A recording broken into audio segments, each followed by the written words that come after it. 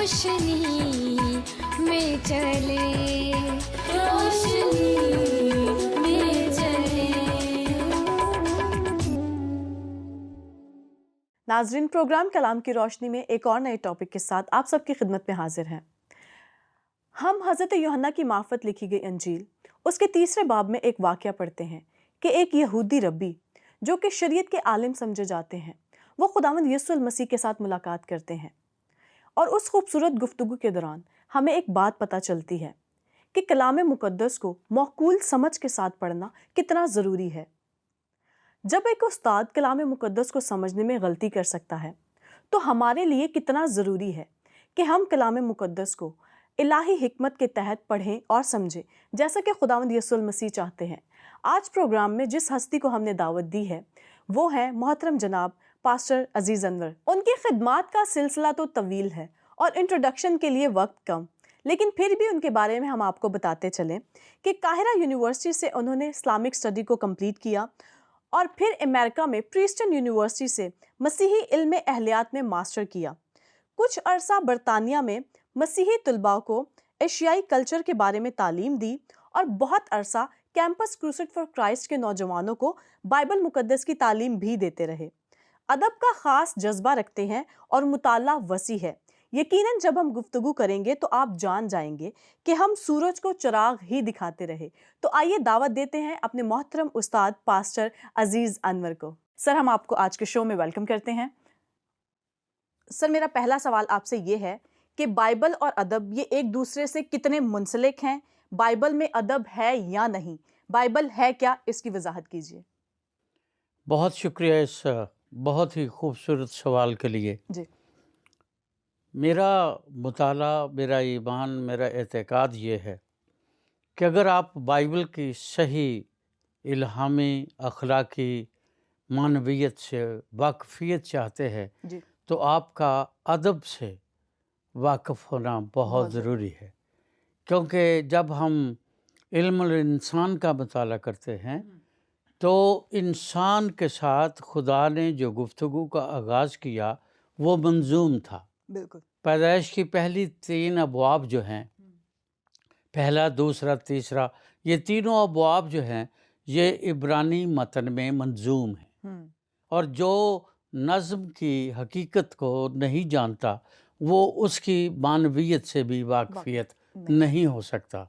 इसलिए बाइबल को पढ़ने से पहले मैं तो ये कहूँगा, आप अदब के माहिर उस्ताद नहीं हैं, ना से कोई बात नहीं, लेकिन अदब से, लिटरेचर से आपको वाकिफ़ होना चाहिए, क्योंकि बाइबल मुक़द्दस में बाकायदा तौर पर एक अदबी पोर्शन है, यानी अज़रा, नहमिया, आसर, अयूब, ज़बूर, अमसाल, वाइस, गज़लुल गज़लात और यर्मिया का नोहा।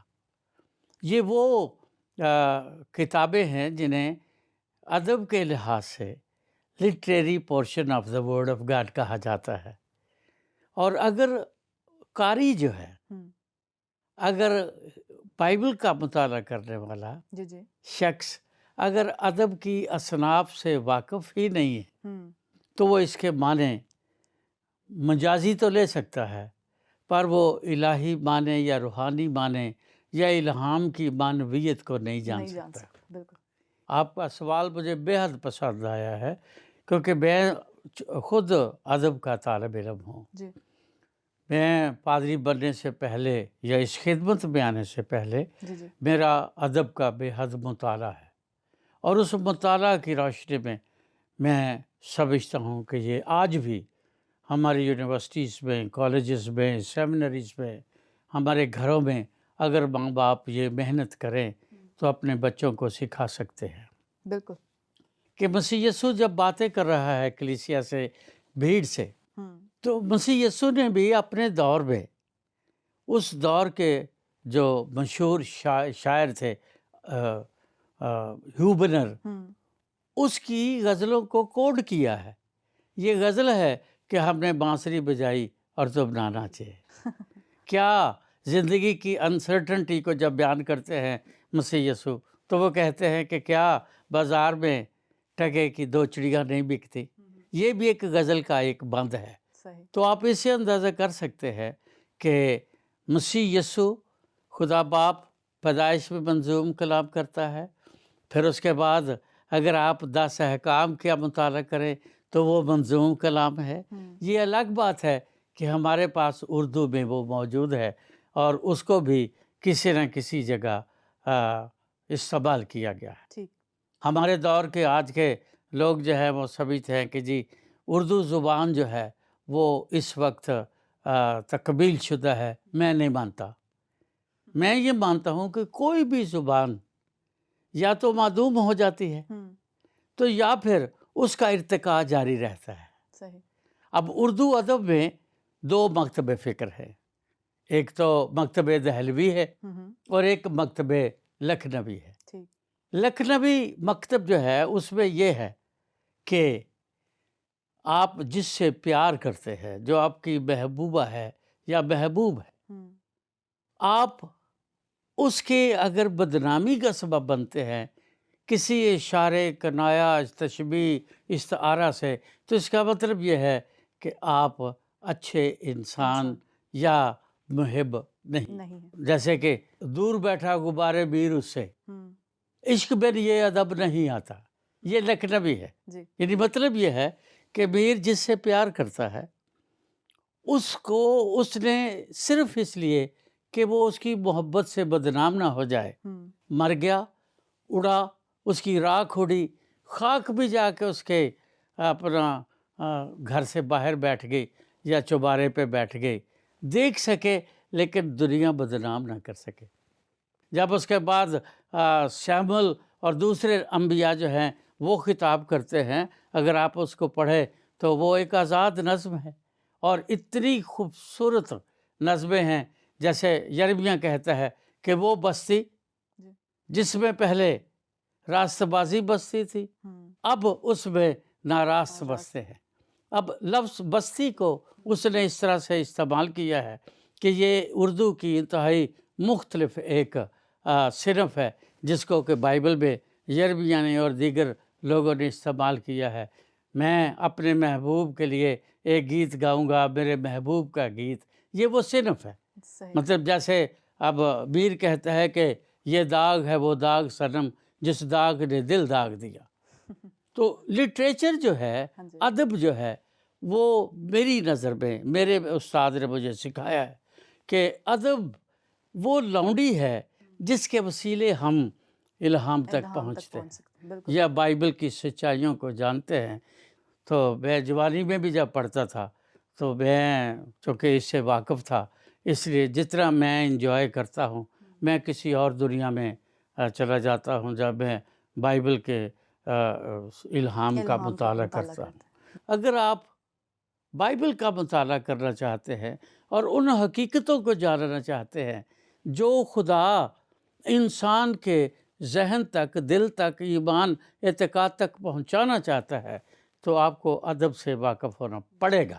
بالکل یہ ضرورت ہے آپ کی. ہاں جی. بہت شکریہ سر، آپ کا بہت ہی خوبصورتی سے آپ نے ادب کو بیان کیا.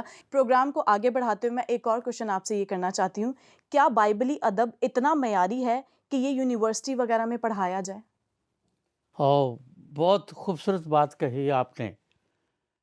میں نے پہلے آپ کو بتایا جی کہ جو بائبل سیکھنا، پڑھنا، جاننا چاہتا ہے، جی یا ان ادر ورڈز یہ کہہ لیں کہ جو الہام کو جاننا اس کے صحیح معنوی اعتبار سے، روحانی اعتبار سے سیکھنا چاہتا ہے، وہ ادب کو کا مطالعہ کرے. بالکل. اور بائبل کو تو پڑھنے کے لیے میں سمجھتا ہوں کہ آپ کو لٹریچر کا، ادب کا مطالعہ کرنا بہت ضروری ہے، کیونکہ ساری اصناف بائبل مقدس میں موجود ہیں. بالکل. اور دنیا ہمارے اردو کے جو بڑے بڑے شاعر یا ادیب یا ناول نگار یا افسانہ نگار ہوئے ہیں وہ اس بات کا اقرار کرتے ہیں. حالانکہ انہوں نے اس طرح سے بائبل نہیں پڑھی جس طرح سے میں نے سیمنری میں پڑھی. لیکن اب مولانا محمد حسین آزاد صاحب تحریک پاکستان کے ون آف دا ہیروز ہیں. انہوں نے ایک کتاب لکھی ہے، اس کتاب کا نام ہے کتاب حیات. اس کتاب حیات میں انہوں نے اشفتہ سے، مصفی سے، میر سے، ان لوگوں سے شروع کر کے تو اپنے دور کے لوگوں تک انہوں نے اس بات کو اس میں لکھا ہے، اور ان سب کی چھوٹی چھوٹی سوانح عمری بیان کی ہے۔ اس سوانح عمری میں جو خوبصورت بات میں بتانا چاہتا ہوں وہ یہ ہے کہ مصفی ہے، اشفتہ ہے، میر ہے، غالب ہے، کوئی بھی ہے، جی وہ اس بات کا اقرار ضرور کرتا ہے کہ میری شاعری کی جو بنیاد ہے وہ بائبل مقدس ہے، یا میں نے بائبل کے ادب کے تتبع میں شاعری کی ہے۔ اب مرزا غالب پیدائش کی پہلی کتاب کی پہلی آیت کو بیان کرتے ہیں، کچھ نہ تھا تو خدا تھا، خدا تھا، بالکل کچھ نہ ہوتا تو خدا ہوتا، ڈبویا مجھ کو ہونے نے، نہ ہوتا میں تو کیا ہوتا، یعنی خدا نے کہا ہو جا، ہو جا، اور ہو گیا۔ بالکل عربی میں اس کو کہتے ہیں کن، کن کی جمع ہے کائنات، ٹھیک، کائنات کی جمع در جمع ہے تکوین، اسی لیے پیدائش کی کتاب کو رومن کیتھولک بائبل میں تکوین لکھا گیا ہے، کیونکہ جب ہم کائنات کہتے ہیں تو وہ کن کے صحیح معنی نہیں دیتا۔ جی تو خدا نے کہا کن، کن جو ہے اگر آپ سر کا مطالعہ کریں تو سر میں جو سرگم ہے، سرگم جو ہے اس کو ایک لفظ کن میں بیان کیا گیا ہے، اور آپ کو دنیا میں کوئی شخص یہ نہیں بتائے گا کہ جی سرگم کا ایجاد کرنے والا کون ہے۔ ویسے سارے گاتے ہیں، سارے گا ما پا دھا نی سا، سب کو پتہ ہے، لیکن کس نے ایجاد کی کسی کو نہیں پتہ۔ مجھے ایک دفعہ ایک اسٹوڈنٹ نے کہا جی یہ امیر خسرو نے کی، میں نے کہا بالکل غلط، امیر خسرو تو ابھی چند سال پہلے کی بات ہے، ہاں جی یہ تو داؤد کے دور سے ہے، دبورہ کے دور، دبورہ نے گیت لکھا، ہاں جی اس سے پہلے موسیٰ نے گیت لکھا جو بائبل میں ہے 90 زبور، جی 70 برے تک، 80 برے تک، ہاں جی تو یہ صرف جو ہے یہ تو شروع سے موجود ہے۔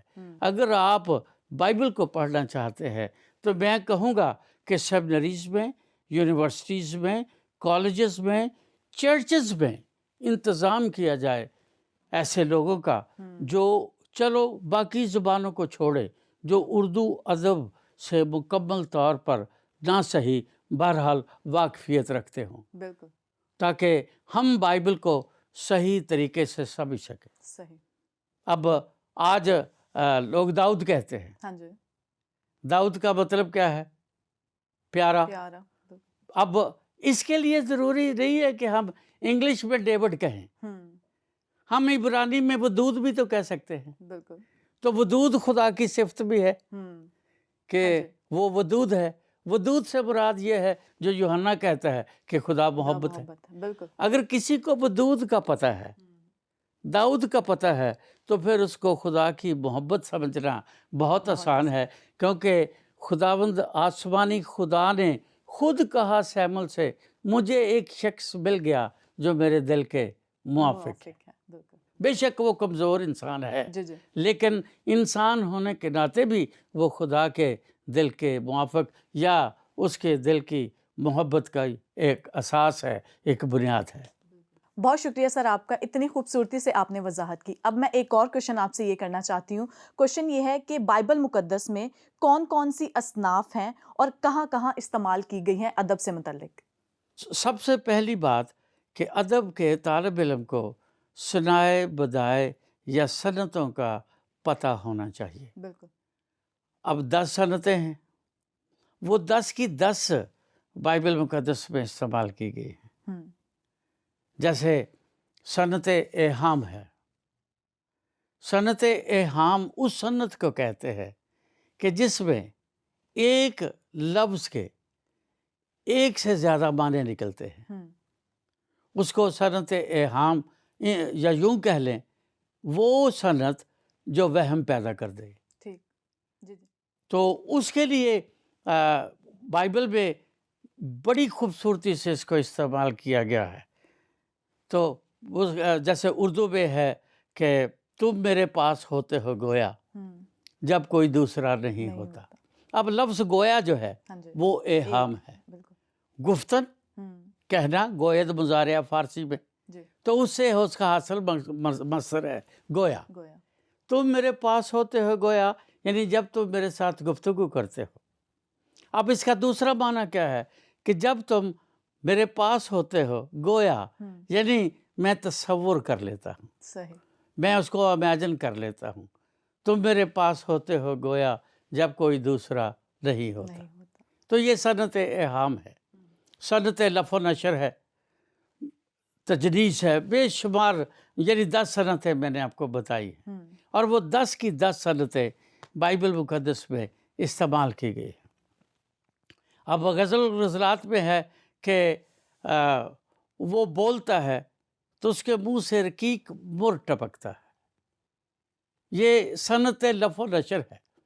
اب یہ استعارہ بھی ہے، تشبیہ بھی ہے، رمز بھی ہے، کنایا بھی ہے. صحیح. یعنی دم گفتار تیرے ہونٹوں سے رشتی ہوئی بات، یاقوت کی سل چیر کے جیسے جھرنا پھوٹے.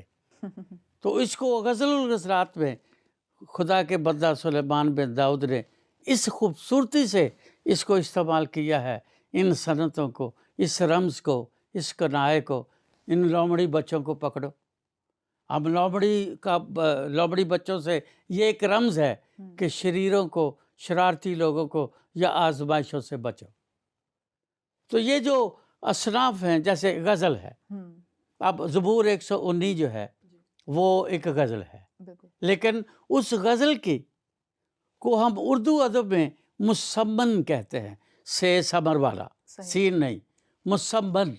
مسمن سے مراد ہے کہ وہ غزل جس کے 8 شعر ہوتے ہیں، اور ہر شعر کا مضمون جو ہے وہ دوسرے شعر سے مختلف ہوتا ہے، لیکن ان میں ربط ایسا ہوتا ہے کہ پڑھنے والا، سننے والا یہ سمجھتا ہے کہ شاید ایک ہی ٹاپک پہ بات ہو رہی ہے. تو اسی طرح اب چونکہ 22 حروف ابجد ہے اس کے عبرانی کے، اس لیے الف، بیت، گیبل وہ الف سے شروع کرتا ہے. اس سے خوبصورت مسمن آج تک دنیا کے شروع سے لے کر آج تک کوئی نہیں لکھ سکا. سب سے مشہور نظم جو ہے وہ ساحر لدھیانوی نے لکھی ہے، پرچھائیاں. وہ بھی اس کے مقابلے میں کوئی حیثیت نہیں رکھتی، کیونکہ میں نے زبور 119 کا بھی مطالعہ کیا ہے، اور پرچھائیاں تو خیر میں نے بہت دفعہ پڑھی ہے. تو اس طرح سے یہ جو اصناف ہیں وہ بائبل مقدس میں استعمال کیا گیا ہے. اب جیسے یہ ہے کہ غزل الغزلات شروع ایسے ہوتی ہے کہ وہ مجھے اپنے منہ کے چوموں سے چومیں. اب جب اس کو نوجوان لوگ پڑھتے ہیں جو خدا کے الہام کو، اس کے ادب کو، اصناف کو نہیں جانتے، وہ اس سے بے بہرا ہو جاتے ہیں یا بے راہ راو ہو جاتے ہیں یا اس کے غلط مطلب نکالتے ہیں. بیسیکلی وہ جو خاتون یہ بات کر رہی ہے وہ یاد کر رہی ہے جب عیساؤ اور یعقوب جدا ہو گئے اور دوبارہ ملے تو اس نے اپنے بھائی یعقوب کو چوما. یہ لفظ وہاں لکھا ہے، عبرانی زبان میں وہاں لکھا ہے، اور غزل الغزلات کی خاتون جو ہے وہ اس لفظ کو یہاں استعمال کرتی ہے. مطلب کہ میں عشقی بیمار ہوں، میں جدا ہو گئی، میں اس سے علیحدہ ہو گئی، ہم ایک دوسرے سے ہمیں تفاوت آ گئی، ہم میں رقابت آ گئی، ہم میں یہ ہو گیا، ہم میں وہ ہو گیا، پر میں اس کی ہوں اور میں چاہتی ہوں کہ جب میں جاؤں تو مجھے چومے سے مراد یہ ہے میری توبہ کو قبول کرے. مصر بیٹا بھی جب واپس آیا تو بائبل بتاتی ہے 15ویں باب میں لوکا کی انجیل میں کہ اس کے باپ نے اسے چوما. اس کا مطلب اب جس کو اس صنف کا نہیں پتا وہ تو غلط مانے لے گا، وہ تو غلط مانے لے گا. پولوس کہتا ہے کہ خلوے کے گھر والوں کو میرا سلام کہو، فلاں کو پاک بوسہ دو. وہاں بھی یہی لفظ ہے، کیونکہ وہ تائب لوگ ہیں جو توبہ کرتے ہیں. جب وہ توبہ کر کے آسمانی باپ کے پاس آتے ہیں تو پھر آسمانی باپ لکھا ہے آسمان پر فرشتے بھی خوشی کرتے ہیں ایک توبہ کرنے والے کے باعث. تو وہی لفظ ہے جو وہاں استعمال کیا گیا ہے، اور یہ وہ صنف ہے یا وہ صنف ہے، وہ صنعت ہے، یعنی لف و نشر جسے ہم کہتے ہیں کہ نظر بھی آ رہی ہے، ظاہر میں کچھ ہے، باطن میں کچھ ہے. مقدسہ مریم نے کہا میں خداوند کی بندی ہوں، میرے لیے تیرے قول کے موافق ہو. اس نے قول کو یہاں جب استعمال کیا تو بیسیکلی اس نے کہا میرے لیے تیرے کلمے کے موافق ہو. بالکل. اور چوتھی آیت میں کہتا ہے سب چیزیں اس کے وسیلے پیدا ہوئیں، یعنی کون کے وسیلے سے. بالکل. اور وہ کون مقدسہ مریم کی کوکھ میں آیا اور وہ بیٹا پیدا ہوا، اور بیٹے کا مطلب بھی ہے نکلا ہوا، ہاں جی. بنا ہوا نہیں. جی. تو اس میں برائی کیا ہے؟ لوگ اس لیے انڈرسٹینڈ نہیں کر پاتے یا اس کو صحیح نہیں سمجھتے یا تجسم الہی پر سوال کرتے ہیں، کیونکہ وہ ان بھید کی باتوں کو جانتے نہیں ہیں. اور یہ بھید کی باتیں میری نظر میں کسی بھی خاتم کے لیے ضروری ہے کہ وہ لٹریچر کو جانے. بالکل. آپ نے قرۃ العین حیدر کا نام سنا ہوگا، جو ہماری پاکستانی تھی لیکن پھر وہ ان کو ملک بدر کر دیا گیا، وہ ہندوستان میں ہیں. ہاں جی. تو وہ ان کا جو سب سے مشہور جس سے وہ قرۃ العین حیدر بنی وہ ہے آگ کا دریا، ان کا ناول.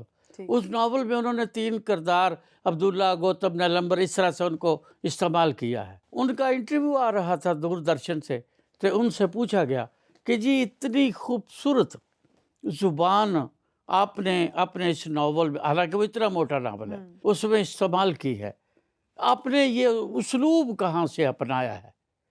تو انہوں نے کہا جی میں نے مقدس متی رسول کی انجیل کا مطالعہ کیا، تو جب میں نے مبارک بادیوں کو اردو زبان میں پڑھا تو مجھے لگا کہ اس سے اچھا استعارہ تو ہو ہی نہیں سکتا. مبارک ہے وہ جو دل کے غریب ہے، کیونکہ آسمان کی بادشاہی انہی کی ہے، جو صلح کراتے ہیں وہ خدا کے بیٹے. کہنے لگی میں نے اس زبان کو اس آگ کے دریا میں اپنے اسلوب کے طور پر اپنایا، اور جب میں نے اپنایا تو پھر دیکھ لے آج اس ناول کی کیا حیثیت ہے. حالانکہ سیتا مریم دوسرے بہت سارے ناول انہوں نے لکھے، وہ سب میں نے پڑھے ہوئے ہیں، لیکن اس میں انہوں نے اقرار کیا. ایک دفعہ کی بات ہے، میں اس وقت سیمنری اسٹوڈنٹ تھا، میری پروین شاکر صاحبہ سے ملاقات ہوئی ایک محفل میں. تو ان کا ایک شعر ہے کہ تو بدلتا ہے تو بے ساختہ میری آنکھیں اپنے ہاتھوں کی لکیروں سے الجھ جاتی ہے. تو میں نے کہا یہ تو بائبل کا مضمون ہے، آپ نے؟ کہنے لگی میں نے پڑھا ہے، اسی لیے تو بتا رہی ہوں، کیونکہ خدا کہتا ہے میں نے تیری صورت کو اپنی ہتھیلی پر کھود رکھا ہے، اور جب تو بے وفا ہوتا ہے، گنہگار ہو جاتا ہے، تو میں اپنے ہاتھوں کی لکیروں سے الجھ جاتی ہوں کہ پتہ نہیں بے قسمت ہی خراب ہے. تو اس طرح سے اب علامہ اقبال ہیں، انہوں نے پیدائش کی کتاب کے 3 باب کے 15ویں آیت میں خدا نے ابلیس کو سزا دی کہ میں تیرے درمیان عورت کی نسل کے درمیان عداوت ڈالوں گا، تو جو عورت کی نسل سے ہوگا وہ تیرے سر کو کچلے گا اور تو اس کی ایڑی پر کاٹے گا. یہ پہلی پیش گوئی ہے. اور یہ جو ہے یہ وہ تشبیہ ہے جس کو علامہ اقبال نے یسایہ 7ویں باب کی 14ویں آیت میں استعمال کیا ہے. اور وہاں اس نے کہا ہے، اور خدا نے کہا دیکھو ایک کنواری حاملہ ہوگی اور بیٹا جنے گی جس کا نام ایمینول رکھیں گے. ایمینول کا ترجمہ متی میں ہے، یسایہ میں نہیں ہے، خدا ہمارے ساتھ، بلکہ اس کا صحیح ترجمہ ہے خدا ہمارے اندر. اب عہد عتیق کے لوگ یسوع کو، آپ استثنا 18 پڑھ کے دیکھ لیں، آپ قاضیوں 18 باب پڑھ کے دیکھ لیں، آپ داؤد کو پڑھ کے دیکھ لیں، سلیمان کو پڑھ کر دیکھ لیں، آپ کو کہیں وہ امید ہے، کہیں وہ ان کی آمد ہے، کہیں بادشاہی کا لفظ استعمال ہے، تمہارا خدا تمہیں بادشاہی دے گا. کبھی وہ کومپل ہے، کہیں وہ اپنا محبوب ہے، مختلف ناموں سے یاد کرتے رہے ہیں. لیکن جب علامہ اقبال نے اس کو پڑھا، جب وہ بون یونیورسٹی میں پڑھتے تھے جرمنی میں، تو ڈاکٹر آرنلڈ نے ان کو یہ جب بائبل کے ان باتوں کو سکھایا تو انہوں نے وہ بڑی مشہور غزل لکھی جو فلموں میں بھی ہے، دنیا میں بھی ہے، کہ کبھی ہے حقیقت منتظر. اب وہ امید ہے علامہ اقبال کے ہاں حقیقت منتظر ہے.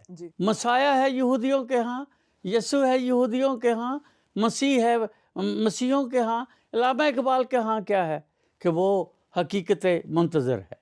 وہ حقیقت، وہ حق، یعنی راہ حق اور زندگی میں ہوں، ستیم شیوم سندرم، وہ اسی میں ہے کہ وہ حق جو ہے حقیقت جس کا ہم انتظار کر رہے ہیں. کبھی آئے حقیقت منتظر نظر آ لباس مجاز میں کہ ہزاروں سجدے تڑپ رہے میری جبین نیاز میں. تو یہ وہ استعارہ ہے، وہ تشبیہ ہے، وہ رمز ہے، وہ کنایہ ہے جس کو یہ سندتے ہیں جن کو ہمارے لوگ چونکہ پڑھتے نہیں، جانتے نہیں، ان کو ان کے صحیح معنوں کا نہیں پتہ چلتا. اس لیے میں پھر وہی ریکویسٹ کروں گا، جی بائبل پڑھ لی ہے تو پہلے لٹریچر کا بھی مطالعہ کریں. بالکل. اگر آپ لٹریچر پڑھتے ہیں تو بائبل کو سمجھنا انتہائی آسان ہے.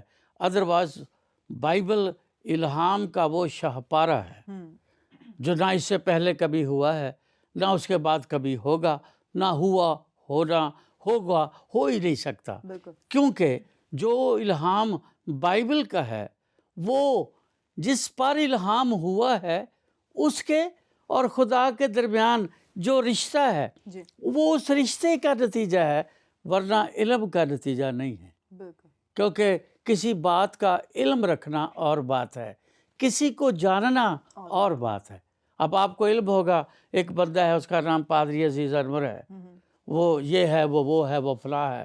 ہاں، آپ تو نہیں مجھے جانتے، میرا علم رکھتے ہیں نا. جی بہت سارے کراچی میں، ملک سے باہر جانتے ہیں جی یہ عزیز انور ہے، پر میں کیا ہوں وہ یا میری ماں جانتی ہے، یا میری بیوی جانتی ہے، یا میرے بچے جانتے ہیں. کیونکہ اب نیل آرمسٹرانگ چاند کی سطح پر چلا گیا، ہم نے پڑھا کہ جی انسان چاند پر چلا گیا ہے. اب یہ میرا اور آپ کا علم ہے، بالکل. اس کا تجربہ ہے. ہاں جی.